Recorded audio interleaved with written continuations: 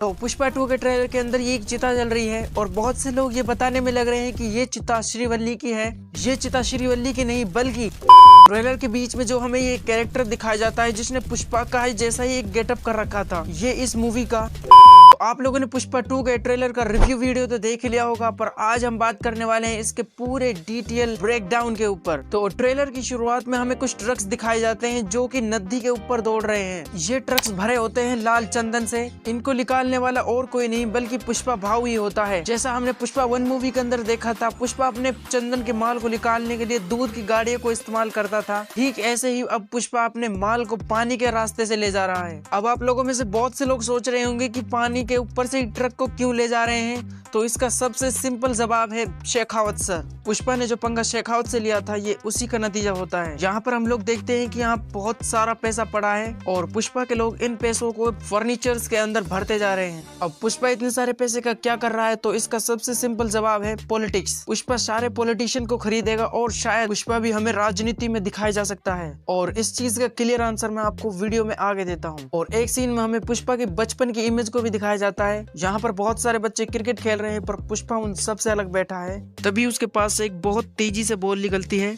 इसके बावजूद वो बिल्कुल भी नहीं डरता है।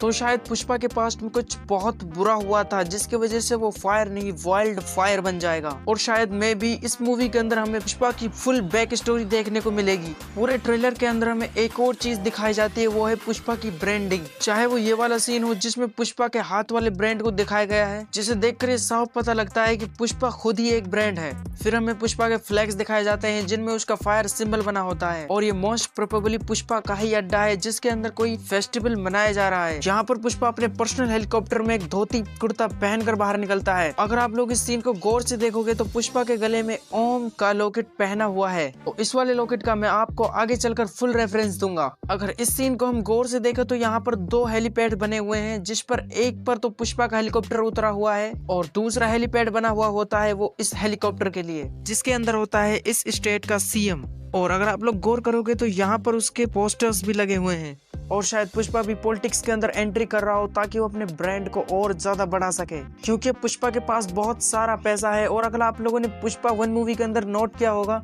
तो पुष्पा को पैसों की कोई जरूरत नहीं होती, बस उसके अपने नाम और ब्रांड को बड़ा दिखाना है। और शायद पुष्पा पॉलिटिक्स के अंदर एंट्री कर रहा हो वो भी अपने ब्रांड को बढ़ाने के लिए। और इस सीन में पुष्पा अपने सिग्नेचर स्टाइल में बैठा हुआ होता है। और अगर ध्यान करोगे तो यहाँ पर 2 ट्रॉफी और एक बल्ला भी रखा हुआ है। तो शायद पुष्पा किसी ट्रॉफी या टूर्नामेंट के अंदर आया हुआ है, क्योंकि पुष्पा को बैट बॉल बचपन से ही काफी ज्यादा पसंद होता है, जिसके ऊपर हमने पिछले सीन्स में बात कर ली थी। फिर पुष्पा को ट्रेलर के कई सारे सीन्स के अंदर काफी ज्यादा धार्मिक दिखाया जाता है, जहाँ पर वो लोगों को खाना खिला रहा है और पीछे उसके 2 गाय भी बंधी हुई है जिनको शायद पूजा गया है क्योंकि उनके तिलक विलक लगा रखा है। तो इस चीज का रेफरेंस हमें इस सीन के अंदर देखने को मिलता है, जहाँ पर पुष्पा इतना खतरनाक अवतार लेकर लोगों को मारने में लगा हुआ है। यहाँ पर हमें पुष्पा के सौतेले भाई को भी दिखाया जाता है और एक सीन में पुष्पा इमोशनल होकर अपनी पत्नी के गले भी मिल रहा है। तो शायद यहाँ पर कुछ बहुत ही बड़ा कांड हुआ था और उसे करने वाला और कोई नहीं, पुष्पा का सौतेला भाई ही होगा। पुष्पा के ट्रेलर के अंदर जो सबसे ज्यादा ट्रेंडिंग में जो चीज चल रही है वो है ये इंसान। इसका इतना जबरदस्त लुक की हर कोई इसी के बारे में बात कर रहा है, पर इसके बारे में किसी को नहीं पता।